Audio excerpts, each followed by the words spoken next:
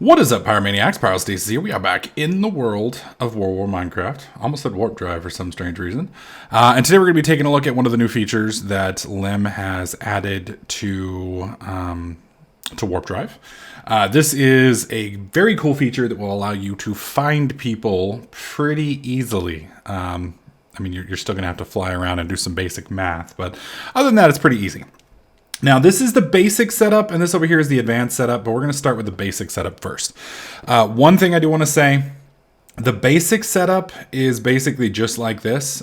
You've got the warp radar itself and an advanced computer, and then some form of power. The warp, and I'm in creative. Silly me. There we go. The radar itself, you can see right here, does require 6 iridium plates, 2 advanced machine casings, and a frequency transmitter.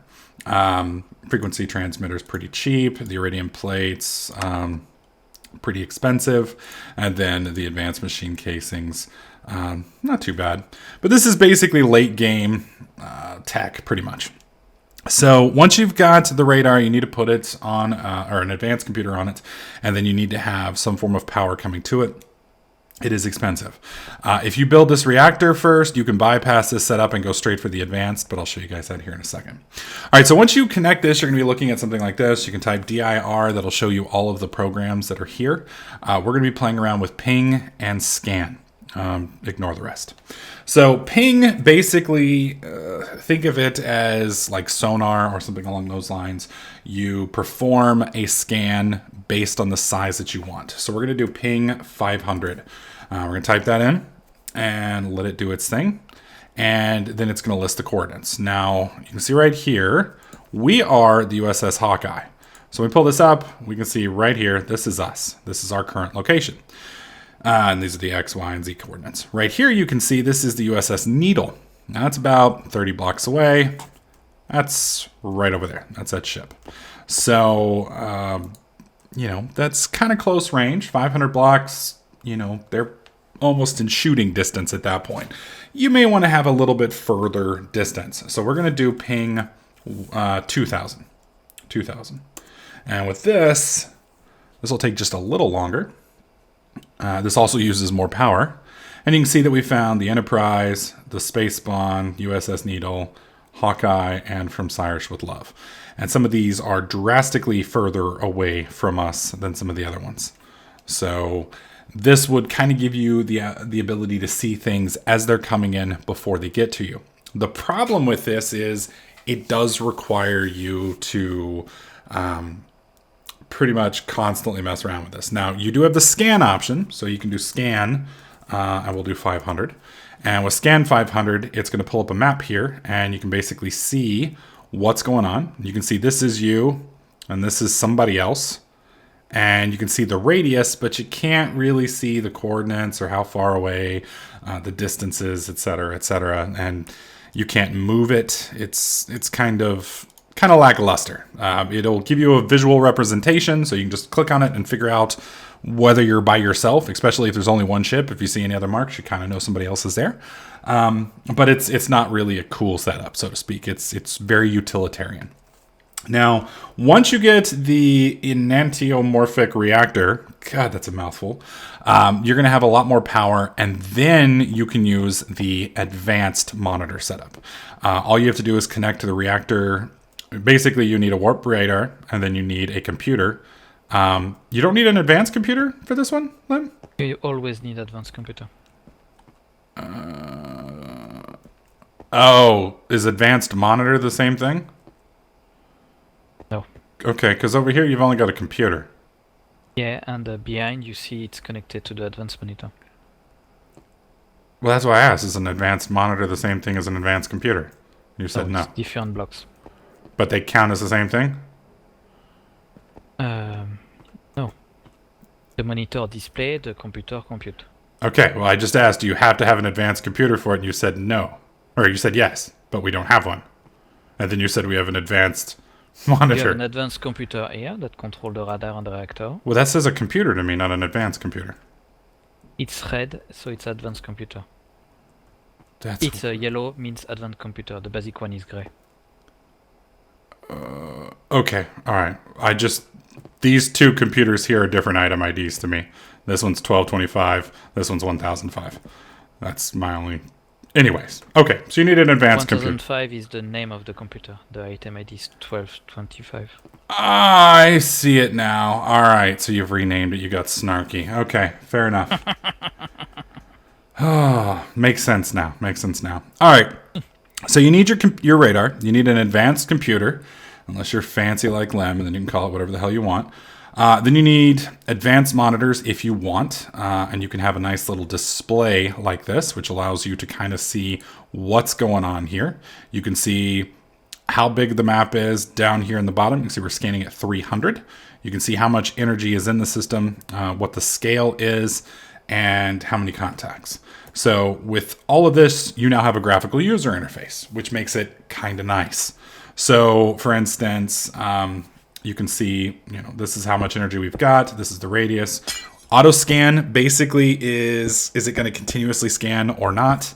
Monitor is, do we have a monitor and how many of them do we have? I guess you can have multiple monitors. Yes. Okay, so maybe like multiple floors if you had a big ship or something along those lines. No, it's the interface. You choose which monitor is showing the radar, and the other monitor show the classic stuff. Gotcha. So down here is all of your different features. You can turn auto scan on, you can turn auto scan off, you can increase or lower the scan radius. I don't know, what is scroll list? What does that mean? Oh, through the list of targets that it's found, if in case you have more. More than 5 targets, you can gotcha. Pages, basically. Then you have the scale, the monitor, and the configuration. So if we click on configuration, you can see we can change the radius. So let's put it back up to 1,000. Now, obviously at this point, actually let's do 2,000. Can you TP back over to the other one? Yes. All right, let me know when you're there. I'm there.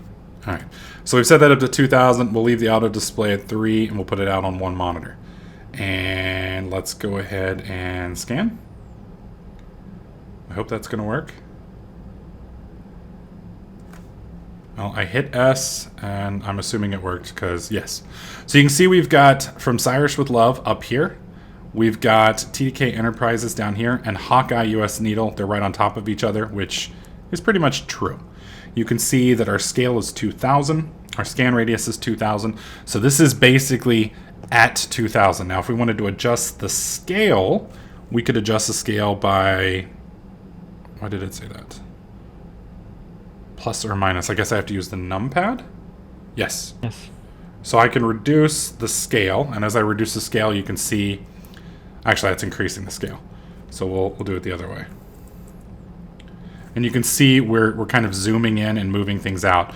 So at this point, you can kind of see we're at roughly 1,000 blocks. So you could leave this up. You could be over here doing your mining stuff and just check the map every so often, and it would give you a visual representation of when somebody's getting close. So you don't necessarily have to keep checking the monitor over and over again, wondering. You've got a nice visual display here. So you could be over a planet mining and just kind of keep an eye on that.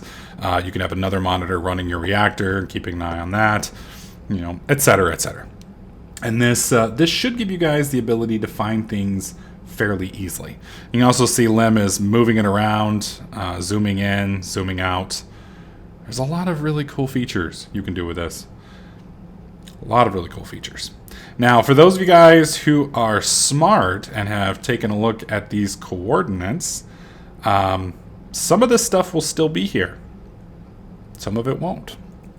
So the first person who manages to get out here to hyperspace, find those coordinates, will find a nice juicy prize of some kind. So it'll be a nice race to see who gets out here first. And I don't know, we'll keep a track on it, and maybe I'll give the first person out here who discovers something a shout out in my next video of World War Minecraft, assuming one of you guys makes it. So, but this is the new radar feature. It is really cool. Lem's been working really hard to update and modify this mod and make it work for us. And I think some of these features are really cool. So this should make it very easy for you guys to find. The max scan radius for this is 10,000. So you can scan 10,000 blocks around you. That's ridiculous. That's over 10% of the map size. The map size is 100K. Okay. Yeah. So Now, is that 100K diameter or 100K radius? Radius. Both are radius. Wow. So yeah, you can scan a decent sized chunk of it. So if you've got enough ships out patrolling, just have people run around with little scout ships, find a target, and then your bigger, badder ships can all kind of vector in on that person. Now, keep in mind though that some of the requirements to detect somebody are, number one, the ship has to be loaded. So if no one is in the chunk that the ship is located in, it will not show up. Number two, it has to have a warp drive controller, right? Or is it a warp core? Warp core.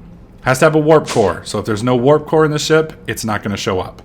At the moment, it only detects warp cores, and that's it. We're thinking about possibly adding the ability to track players and other things. But that's a little further down the line, and we're still debating. So this will be a pretty good method to find some targets and opponents. So let me know what you guys think about this setup. If you like it, if you don't like it, what you guys would like to see in the comments section down below. As always, if you enjoyed this video, make sure you slap that like button. Don't forget to subscribe, and we'll catch you guys in the next clip.